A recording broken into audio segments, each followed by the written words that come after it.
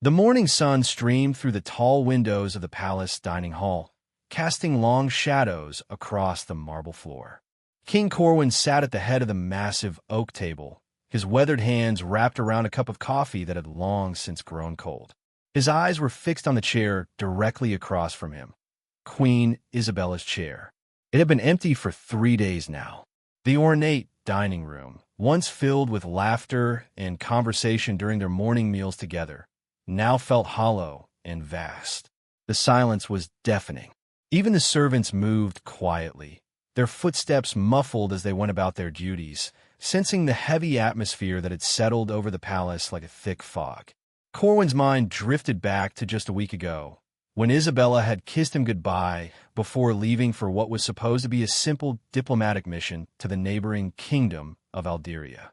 She had been excited about the trip, talking animatedly about the trade agreements they hoped to establish and the cultural exchange programs she wanted to discuss with Queen Margaret. "I'll be back in 5 days," she had promised, her green eyes sparkling with enthusiasm. "Maybe 6 if the negotiations go really well." She had laughed then, that musical laugh that could brighten even his darkest moods. "Don't eat all the chocolate croissants while I'm gone." That was the last conversation they had shared.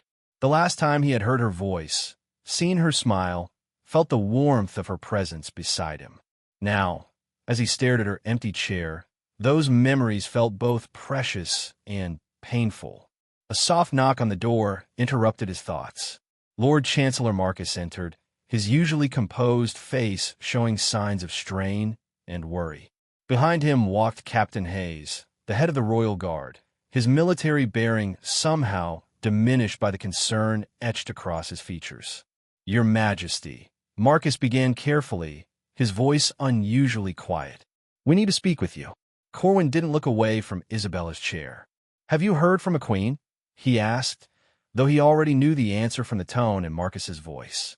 "No, Your Majesty. That's what we need to discuss." Marcus exchanged a glance with Captain Hayes before continuing. "The delegation was supposed to reach Alderia 3 days ago. They should have arrived by now, even allowing for delays." Captain Hayes stepped forward. "We sent riders to check the usual routes, Your Majesty. The main road between our kingdoms shows no signs of the royal carriage having passed through recently. The innkeepers along the way haven't seen the Queen's party." Corwin finally turned to face them, and both men were struck by the exhaustion in their king's eyes. It was as if he had aged years in just the past few days. "What are you saying?" "We're saying that something has happened, Your Majesty," Marcus replied gently. "The Queen and her delegation have vanished somewhere between here and Alderia." The words hit Corwin like a physical blow. He had been trying to push down the growing fear in his chest, telling himself that there was a simple explanation. Maybe they had taken a different route. Maybe they had stopped to help someone in need. Isabella was always doing things like that.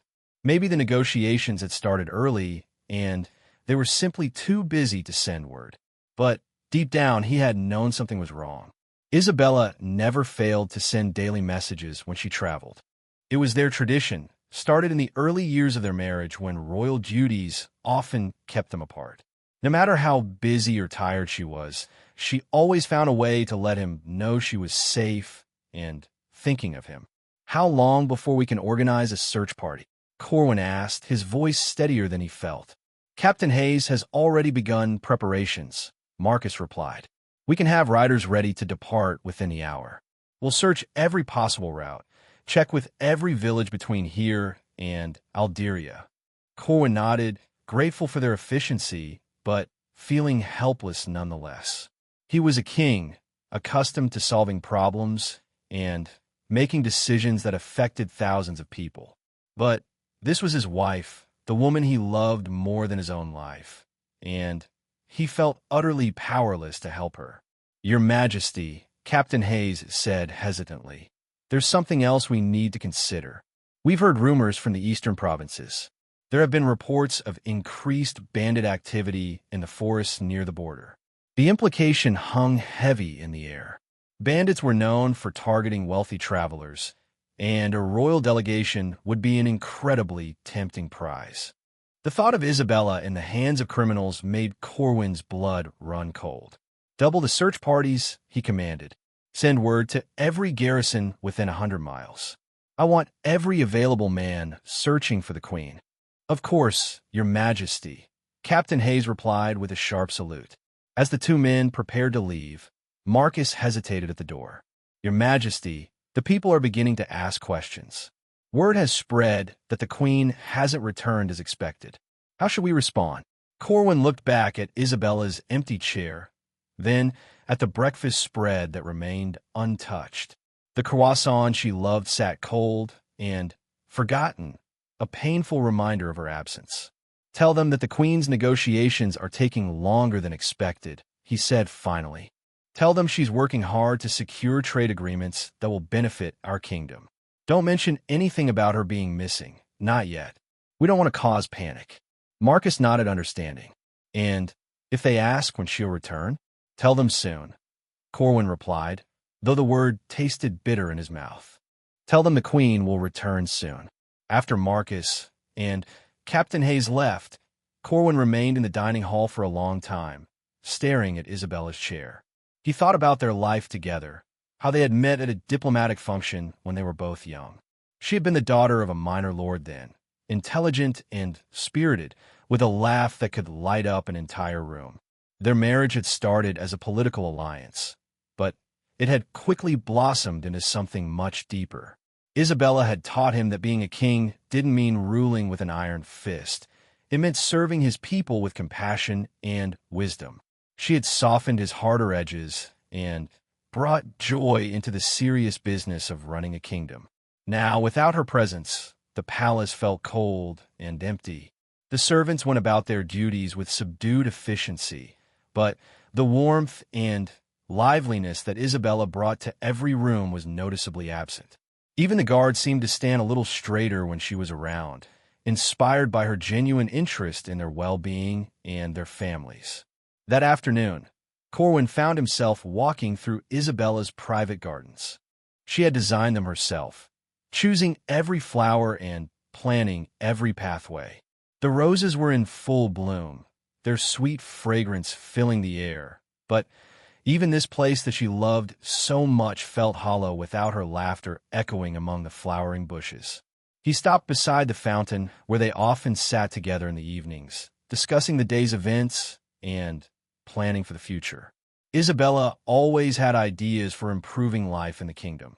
New schools she wanted to build, hospitals she hoped to fund, programs to help the poor and elderly. Her compassion knew no bounds, and her energy for helping others seemed endless. As evening approached, search parties began returning to the palace. Each time Corwin heard hoofbeats in the courtyard, his heart would leap with hope, only to sink again when the riders appeared without Isabella. The reports were all the same. No sign of the royal carriage. No witnesses who had seen the Queen's party pass through their villages. It was as if Isabella and her entire delegation had simply vanished into thin air. That night, Corwin sat alone in their private chambers, staring at Isabella's vanity table with its array of perfumes and jewelry.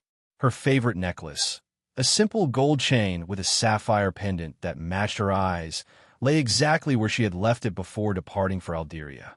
She had chosen not to wear it on the trip, saying it was too fancy for diplomatic negotiations.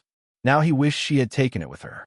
Somehow, having that piece of jewelry sitting untouched on her vanity made her absence feel even more real and frightening.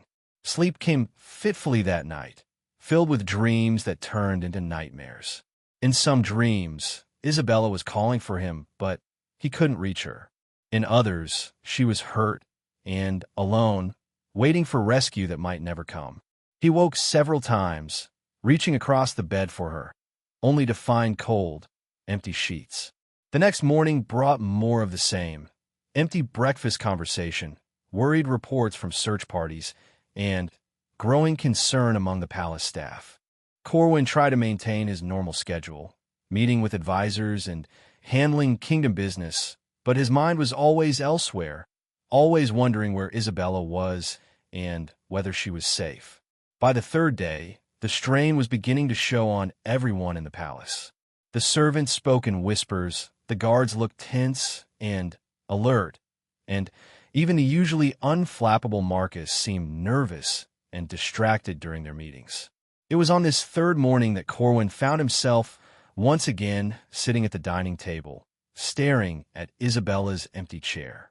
The breakfast had grown cold, just as it had for the past 3 days. He hadn't been able to eat properly since she left, his appetite disappearing along with his peace of mind.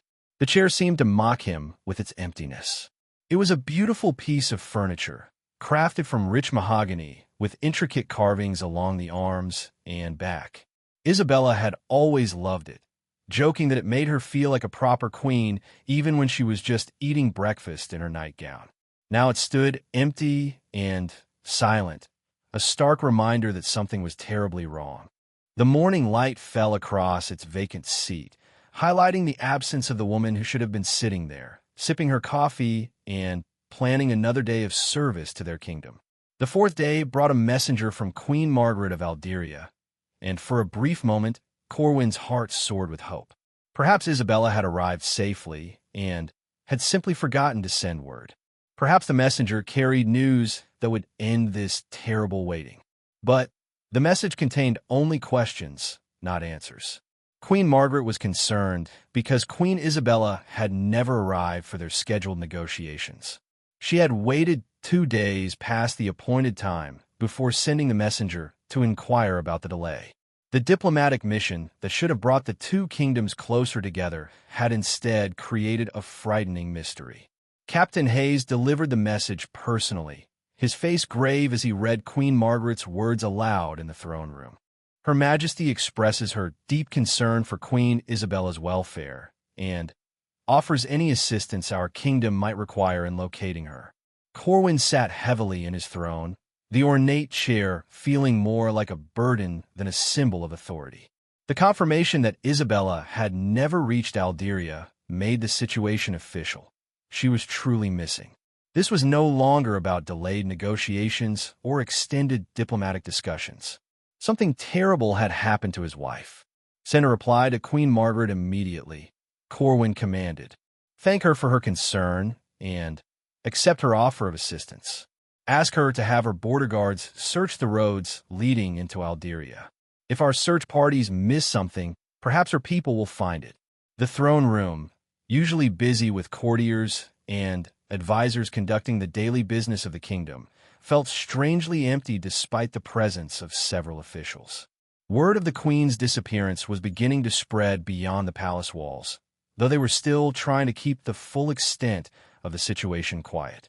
Lord Chancellor Marcus approached the throne with careful steps. Your Majesty, we need to discuss what to tell the people. The merchants in the marketplace are asking questions. The Queen was supposed to attend the Harvest Festival planning meeting yesterday, and her absence was noted. Corwin rubbed his temples, feeling a headache building behind his eyes. Isabella loved the Harvest Festival. Every year, she would spend weeks planning activities for the children, organizing food distributions for the poor, and working with local artisans to create beautiful decorations. Her enthusiasm for the celebration was infectious, spreading joy throughout the kingdom. What have you told them? He asked. That the Queen is delayed in diplomatic negotiations, as you instructed. But people are beginning to wonder. The Queen has never missed an important community meeting before. It was true. Isabella's dedication to the people was legendary throughout the kingdom. She never missed opportunities to work directly with citizens, whether it was visiting schools, attending community meetings, or simply walking through the markets to speak with merchants and farmers. Her genuine care for everyone, regardless of their social status, had made her beloved by all. Continue with that explanation for now, Corwin decided. But prepare a more detailed statement. If she's not found within the next few days, we'll need to tell the people the truth. The thought of making such an announcement filled him with dread. How do you tell an entire kingdom that their beloved queen has vanished without a trace? How do you maintain hope and calm when your own heart is breaking with fear and uncertainty? That afternoon brought the first real clue in the investigation. A young farmer named Thomas arrived at the palace gates, asking to speak with someone about the queen. He had heard rumors that she was missing and remembered something that might be important.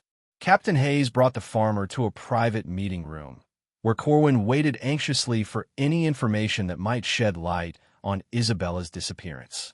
Thomas was nervous in the presence of the king, twisting his cloth cap in his work-worn hands as he spoke. "Your Majesty, I was traveling to market 4 days ago, taking the old forest road because the main road was crowded with other farmers heading to the same market." "Go on," Corwin encouraged gently, trying to keep the desperation out of his voice. "Well, I saw tire tracks in the mud near Miller's Creek. Fancy carriage tracks, deeper than usual, like the carriage was heavy with passengers and luggage. But here's the strange part, Your Majesty. The tracks turned off the main road and headed into the deep forest toward the old logging trails." Captain Hayes leaned forward intently. "Are you certain about this? The royal carriage would have no reason to leave the main road." "That's exactly what I thought, sir," Thomas replied. "Those logging trails haven't been used much since the old lumber camp closed down 2 years ago. They lead to some rough country, lots of places where a person could hide if they wanted to avoid being found." The information sent a chill down Corwin's spine. If Isabella's carriage had been forced off the main road, it suggested something far worse than a simple delay or breakdown. It suggested foul play. "Can you lead our search parties to these tracks?" Captain Hayes asked. "Of course, sir. Though it's been 4 days now, rain might have washed some of them away. But I remember the spot well enough." After the farmer left, escorted by guards who would take him to the search party commanders, Corwin found himself pacing the length of his private study. The room was lined with books that he and Isabella often read together in the evenings, but now even these familiar surroundings provided no comfort. The old logging trails that Thomas mentioned were notorious for being dangerous and difficult to navigate. The terrain was rough, with steep hills, dense forest, and several areas where the old bridges had collapsed or rotted away. It was exactly the kind of place where criminals might take captives to avoid detection. Evening brought more troubling news. The search party that had investigated Thomas's information found clear evidence that a heavy carriage had indeed left the main road near Miller's Creek.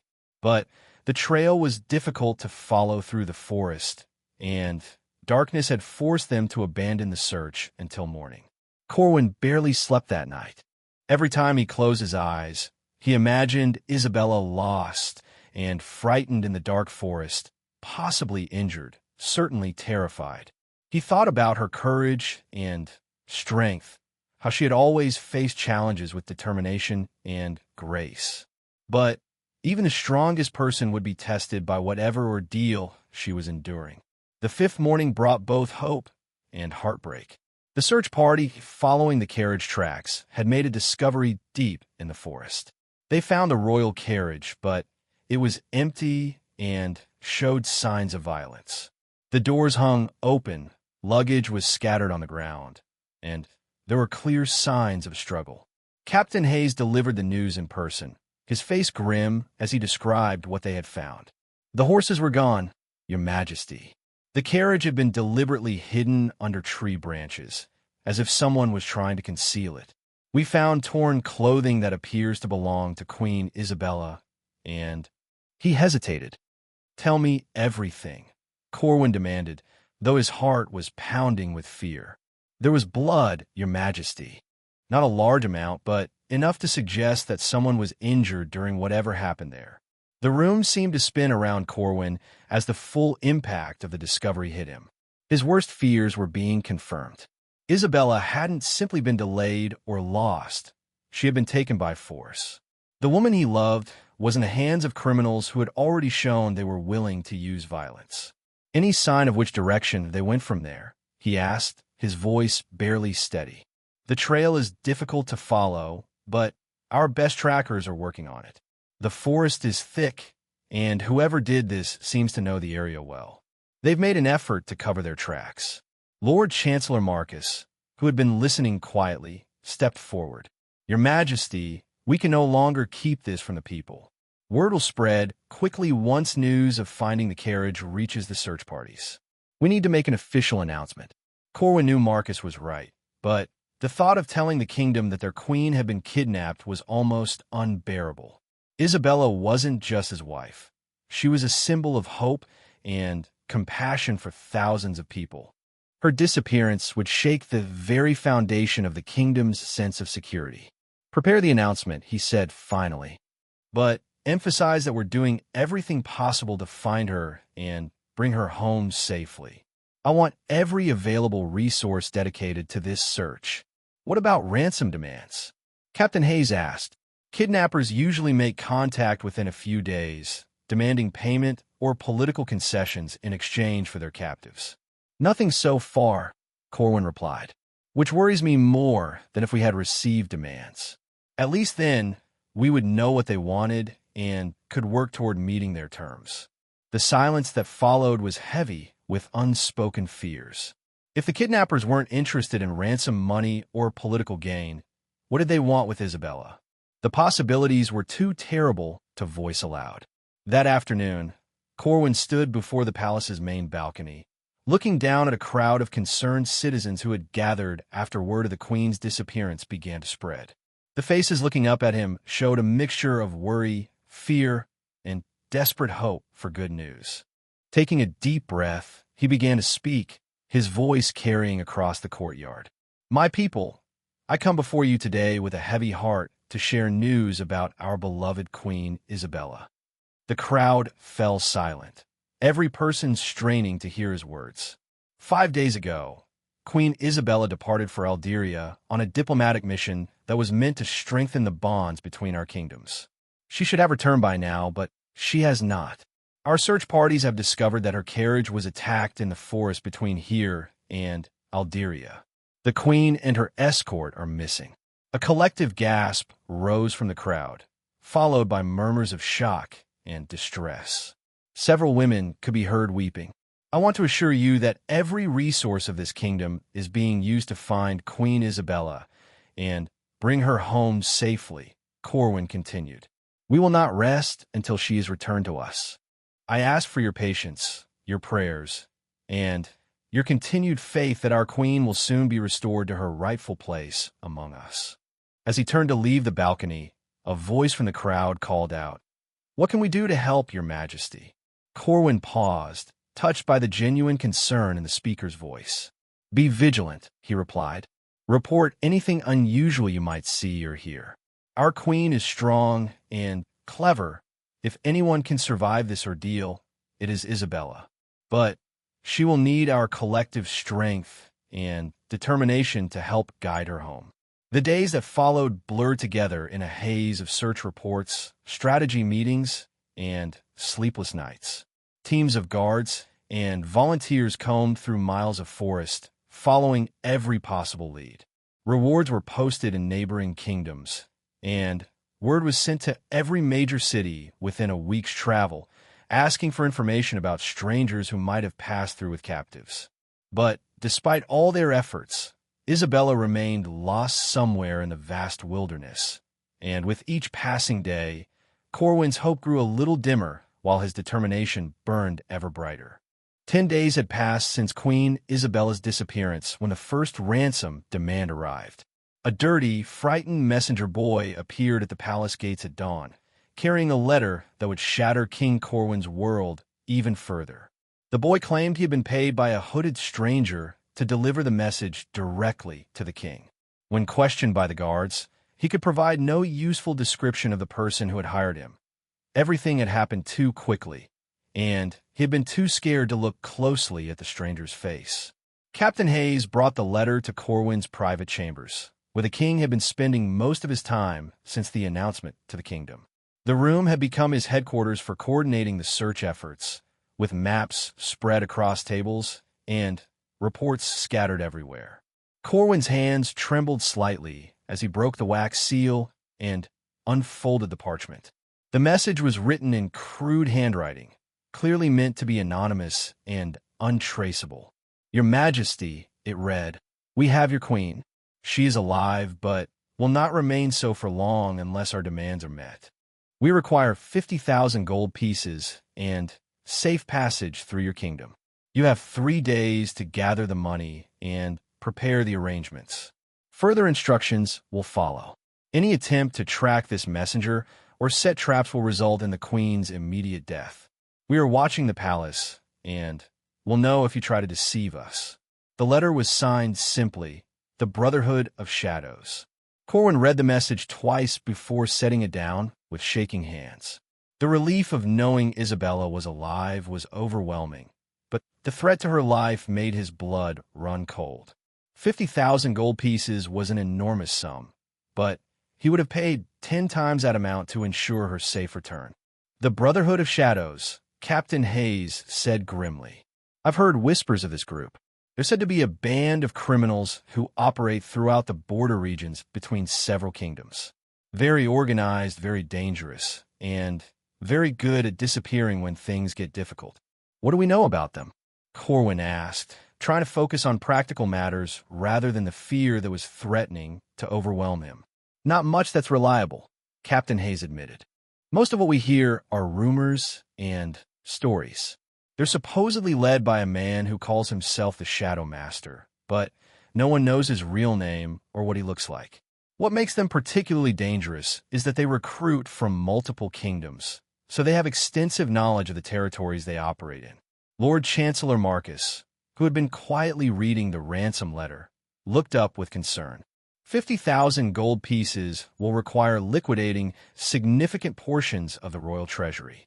It can be done, but it will impact the kingdom's finances for years to come. I don't care about the money, Corwin said firmly. If they want every coin in the treasury, they can have it. Isabella's life is worth more than all the gold in the kingdom. But even as he said it, Corwin knew the situation was more complicated than simply paying the ransom. There is no guarantee that the criminals would honor their agreement and release Isabella safely. In fact, many kidnapping situations ended tragically even when demands were met, because the criminals feared being identified by their victims. Your Majesty, Captain Hayes said carefully, we need to consider the possibility that this is a trap. Paying the ransom might not ensure the Queen's safety, and it could encourage other criminal groups to attempt similar crimes in the future.